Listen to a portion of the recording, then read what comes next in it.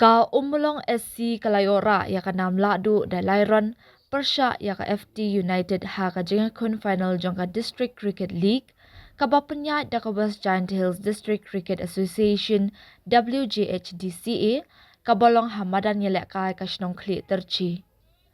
Ka FT United ka balajob ya ka toss kalarai ban bol shwa. Kumta ka Ummulong ka balatit shwa bat kamai ars pak lai bat lim henyo wicket na ka lai puway point lai over Henry la pensangi shipor ya ka jingelek kai na ka daw baslam.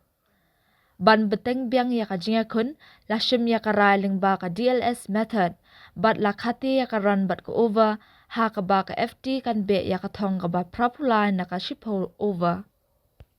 Ka FT hababe ya kathong kalala ban kamai nyup kendai ron nak shipo over bat kalalim ri wicket kabala biang pura ya ka Ummulong ban Korea ka nam lahduh.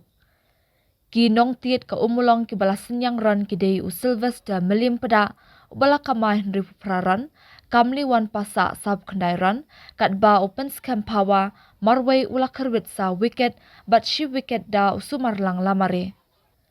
Na kalyang ka FT tang arngut kinong tiet jongka kibayo kamay siya ki ardang. Kata u carefully gasa katlay, bat u ribok lang nyota arpwe ron. U konrat sana ulakur ar wicket. Ka kusna man of the match kalalet siya open scam power, but youngest player of the tournament kalet siya u Ishan Siangshai.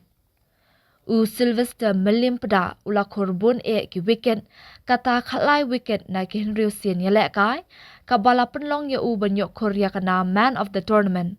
Chontre iman lamare ubabun ron hadu lai spa lai.